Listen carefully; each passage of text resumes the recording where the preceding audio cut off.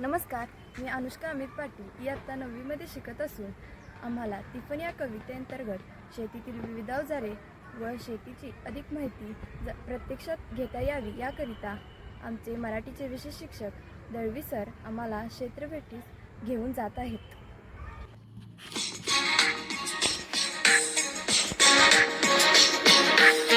तर मी आता मशीन चालू करतो. ते मशीन चालू झालं म्हणजे कुठलाही मोठ्या प्रकारचा आवाज येत नाही.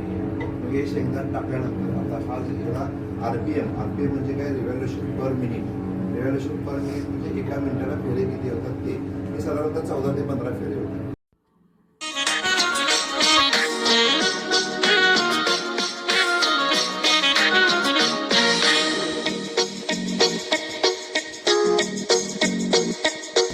हलका असते म्हणजे जड नसते कोको. हे जर हातात बघितलं तर ते अगदी हातात घेऊ हे अगदी हलकं. आणि ह्याच्याच वजनाची जर तू माती घेतलीस तर ते अगदी जड होते आणि ते वाहतुकीसाठी आता सुरुवातीला अशा पद्धतीने भरलं जाते. आलं काय लक्षात? त्याच्यानंतर त्याला ती कागदामध्ये घातलं जाते. त्याला म्हणायचं आपण भट्टी लावणे. ते कशासाठी लावले सर? त्याच्यामध्ये सर तयार होते. हा तेच ते आता कशासाठी लावलं जाते ते सांगतो तुम्हाला. ते का लावलं जाते ते त्याच्यामध्ये दरबी तयार होत त्याच्या जे आहे ते असे कोंब तयार येतात. आता असं काय आज लक्षात येते.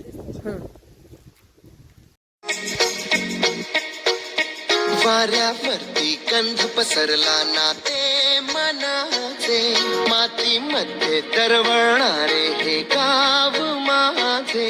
वाऱ्यावरती गंध पसरला ना ते मनाचे, मातीमध्ये दरवळणारे हे गाव माझे. जल्लोष आहे आता उभारलेला, स्वरधुंद झाला मनी छेडलेला. शहारलेल्या उधाणलेल्या कसे सावराग,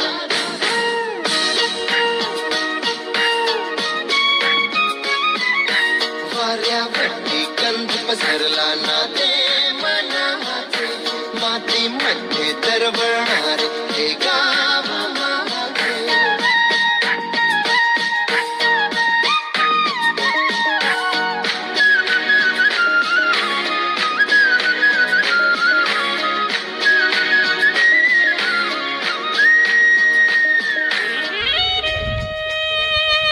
शेतीत काम कष्ट करणाऱ्या म्हणजे मोलमजुरांना काम मिळतं.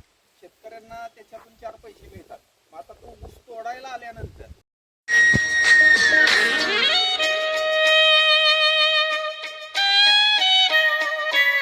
स्वप्नात